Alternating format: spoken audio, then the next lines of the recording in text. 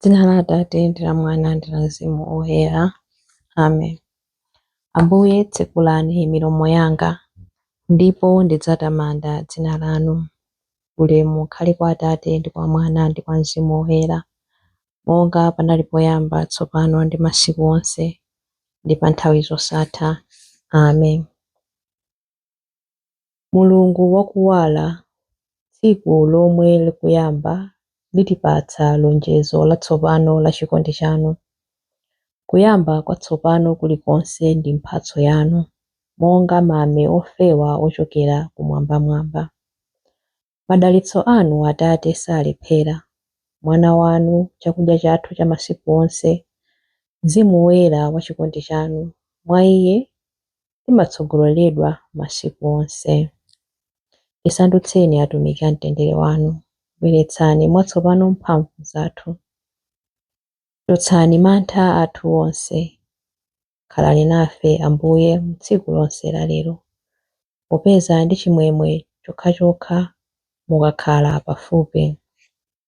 Kwa Atate, Mwana ndi Mzimu Woyera kukhale madalitso, Mulungu yekha timapemphera.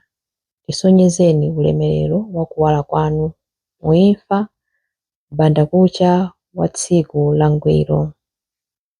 Ulemu ukhale kwa Atate ndi kwa Mwana ndi kwa Mzimu Woyera, monga panali poyamba, tsopano ndi masiku onse, ndi pa nthawi zosatha. Amen. Chilimbi 1. Utsani mphamvu yanu Ambuye, bwerani kudzatithandiza. Imvani inu m'busa wa Israeli, inu amene mumatsogolera anthu a Yosefe ngati gulu la nkhosa, inu amene mumakhala pa akerubi ngati pa mpando wanu wachifumu. Dzionetseni kwa mafuko a Efereimu ndi Benjamini ndi Manase. Onetsani mphamvu zanu ndipo mubwere kudzatipulumutsa. Inu Mulungu, tibwenzereni mwakale. Mutionetse nkhope yanu yokondwa ndipo ife tidzapulumuka. Inu chauta, Mulungu wamphamvu zonse, mudzakwiyira mapemphero a anthu anu mpaka liti? Mwawadyetsa chisoni ngati chakudya, mwawapatsa misozi ngati chakumwa, mwawasandutsa chinthu chonyozeka kwa anzathu a mitundu ina, ndipo adani athu akakhala pamodzi amangotiseka. Inu Mulungu wamphamvu zonse, tibwenzereni mwakale. Mutionetse nkhope yowala kuti ife tipulumuke. Mudatulutsa mpesa wanu Israeli m'dziko la Igupto, mudapirikitsa mitundu ina ya anthu kuti mudzale mpesawo. Mudawulimira munda mpesawo, mudamera mizu yozama nuzaza m'dzikolo. Mapiri adaphimbidwa ndi mthunzi wake, mikungudza yayikulu yomwe idaphimbidwa ndi nthambi zake. Nthambizo zidafika mpaka ku nyanja yayikulu ya kuzambwe, ndipo mphukira zake mpaka ku mitsinje waukulu wa kumvuma. Nanga chifukwa chiyani mwagumula mpanda wake, kuti wopita njira zithyola nawo zipatso zake? Nguluwe za munkhalango zimawuwononga, ndipo zonse zoyenda mthengo zimawudya. Mutembenukirenso kwa ife, inu Mulungu wamphamvu zonse. Muyang'ane inu wokhala kumwamba, ndipo muone. Samalani mpesawo, mtengo woyambirira, umene inu mudawudzala ndi dzanja lanu lamanja. Adani athu awutentha, awugwetsa pansi. Ayang'aneni iwowo mokwiya ndi kuwawononga. Koma ndi dzanja lanu muteteze anthu amene mudawasankha, anthu amene inu nomwe mwawalimbikitsa kuti akutumikireni. Tsono sitidzakusiyaninso.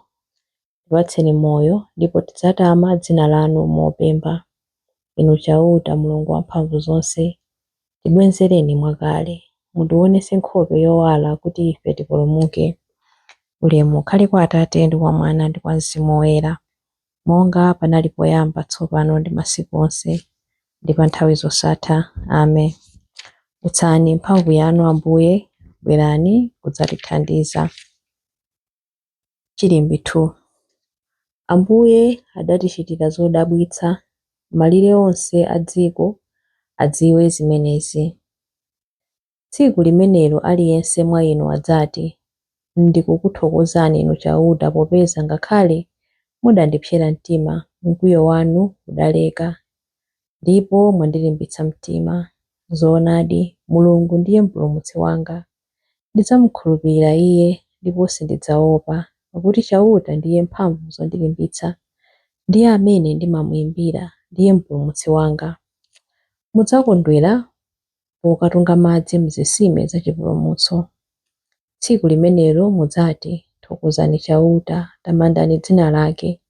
Mulengeze ntchito zake pakati pa mitundu ya anthu, mulalike kuti dzina lake ndi lopambana. Imbirani chauta nyimbo zotamanda, popeza wachita zazikulu. Zimenezi zidziwike pa dziko lonse lapansi. Fuwulani ndi kuyimba mokondwa, inu anthu a ku Ziyoni, popeza woyera uja wa Israeli ndi wamkulu pakati panu. Ulemu ukhale kwa Atate ndi kwa Mwana ndi kwa Mzimu Woyera, monga panali poyamba, tsopano ndi masiku onse, ndi pa nthawi zosatha. Amen. Ambuye adatichitira zodabwitsa, malire onse a dziko adziwe zimenezi. Chilimbi 3. Imbirani ndi chimwemwe Ambuye amphamvu zonse. Kwezani mawu kuyimbira Mulungu amene ali mphamvu zathu. Fuwulani ndi chimwemwe kwa Mulungu wa Yakobe. Yambani nyimbo, imbani ng'oma, pamodzi ndi pangwe wolira bwino ndi zeze. Imbani lipenga mwezi ukaoneka chatsopano, ukaoneka kwathunthu pa tsiku lathu la chikondwerero. Pakuti ndilo lamulo lokhalira Israeli, lochokera kwa Mulungu wa Yakobe. Adalipereka lamulolo kwa zidzukulu za Yosefe pamene zinkatuluka m'dziko la Igupto. Ndikumva liwu limene sindidalimve ndikale lonse lakuti, ndidakutulani katundu wa pa mapewa panu, manja anu ndidawachotsera ntchito yonyamula madengu. Pamene munali m'mavuto mudandiyitana, ine nkukupulumutsani. Ndidakuyankhani ndili wobisika m'bingu. Ndidakuyesani ku madzi a Meriba aja. Imvani inu anthu anga, ndikulangizeni inu Aisraeli, chonde mudakandimvera.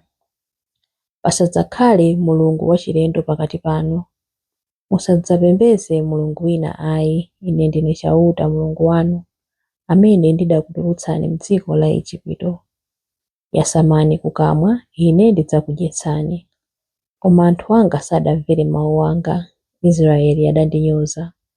Choncho ndidawasiya ndi mitima yawo yosamverayo, kuti atsate zimene ankafuna. Anthu anga akadandimvera, Aisraeli akadayenda m'njira zanga, bwenzi posachedwa litagonjetsa adani awo, ndipo dzanja langa likadakantha amaliwongo awo. Anthu amene amadana ndi chauta akadakhwinyata pamaso pake, ndipo tsoka lawo likadakhala mpaka muyaya. Ndikadakudyetsani ndi ufa wosalala wa tirigu, ndipo ndikadakukhutitsani ndi uchi wa m'thanthwe. Ulemu ukhale kwa Atate ndi kwa Mwana ndi kwa Mzimu Woyera, monga panali poyamba, tsopano ndi masiku onse, ndi pa nthawi zosatha. Amen. Imbirani ndi chimwemwe Ambuye amphamvu zonse. Mawu a Mulungu. Mawu akuchokera mu buku la Aroma 14:17 mpaka na 19. Mu ufumu wa Mulungu chachikulu sichakudya kapena zakumwa ayi, koma chilungamo, mtendere ndi chimwemwe, zimene Mzimu Woyera amapereka. Aliyense wotumikira Khristu motere amakondweretsa Mulungu, ndipo amakhala wovomerezeka kwa anthu. N'chifukwa chake tsono tizifunafuna zimene zingathandize kuti pakhale mtendere ndiponso kugwirizana pakati pathu. Mawu a Ambuye. Tithokoze Mulungu. Chiyankho. Pamaola oyambirira a mmawa uliwonse ndimasinkhasinkha za inu Ambuye, Pamaola oyambirira ammawa uliwonse ndimasinkhasinkha za inu Ambuye. Nthawi zonse mulipo ndipo mumandithandiza. Ndimasinkhasinkha za inu Ambuye. Ulemu ukhale kwa Atate ndi kwa Mwana ndi kwa Mzimu Woyera.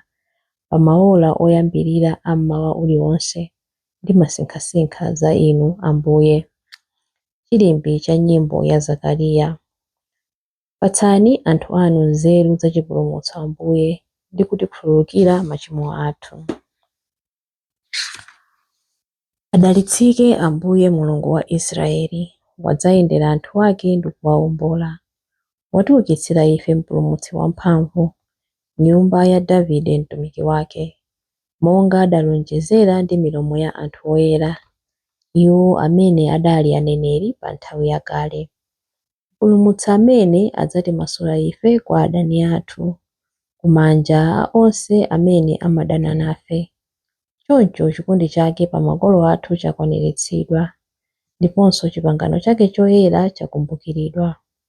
Adalumbira kwa Abrahamu atate athu kuti adzatilola ndi ufulu kumantha ndi kupulumutsidwa m'manja mwa adani athu, kuti tithe kumutumikira iye nkuyera ndi mwachilungamo masiku onse a moyo wathu pamaso pake. Kwa iwe mwana wang'ono udzayitanidwa mneneri wa Mulungu wamwambamwamba.